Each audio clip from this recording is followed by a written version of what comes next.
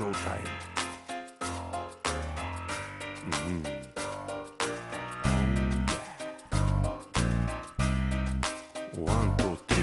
Пак не мога да спа цяла нощ телевизия. Очакват се проливни дъждове в Киргизия. В щатите криза, Исландия фалира. А защо така се случва, май никой не разбира. Гледам стари филми, слушам стари парчета. Не е ли вече време за промяна на сюжета? По-добре си лягам, че стана време за ставане. Такива са рисковете на живото предаване. Не се бавите с нас, защото който ни закача, после не успява да се върне в матча. Скапана държава, некадърни политици, на сериозно са се взели и не понасят базици. Отпуснали са задници в тежки кресла. Въобще не подозират, че ги чакате сла.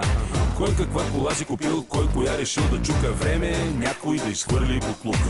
Време е някой да изхвърли буклука. Един се забавлява, а друг се отекчава от тоя тук карнавал. А времето минава, живота продължава, защото всеки ден е бал.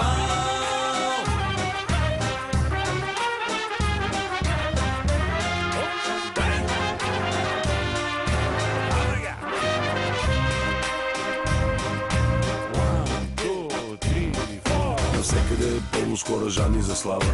Готови са на всичко, а дали си заслужава.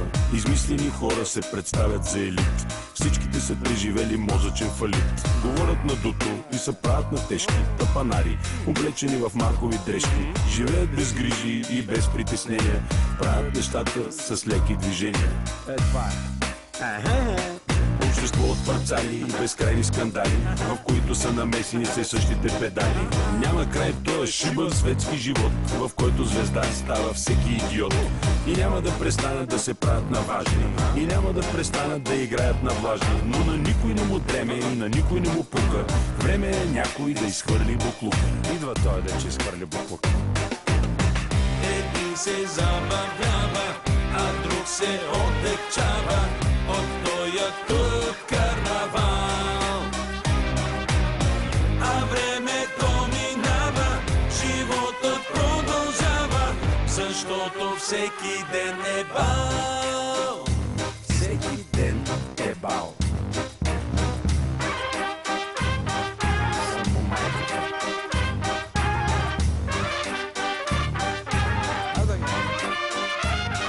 Bulgarian show.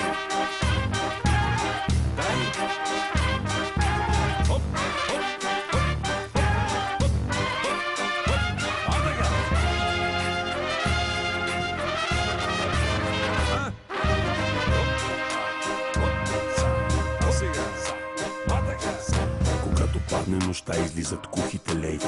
Лицата приличат на скръбни жалейки. Гърдите силиконови, краката им шпиц. Живеят в някакъв много тъп виц. Преспали са вече с всички модни пичове. От толкова секс са развили яки бичове и са много нещастни и умират от скука. Време е некой да изхвърли буклука. Време е некой да изхвърли буклука. Един се забавлява, а друг се отекчава от тоя тук карнавал. А времето минава, животът продължава, защото всеки ден е бал.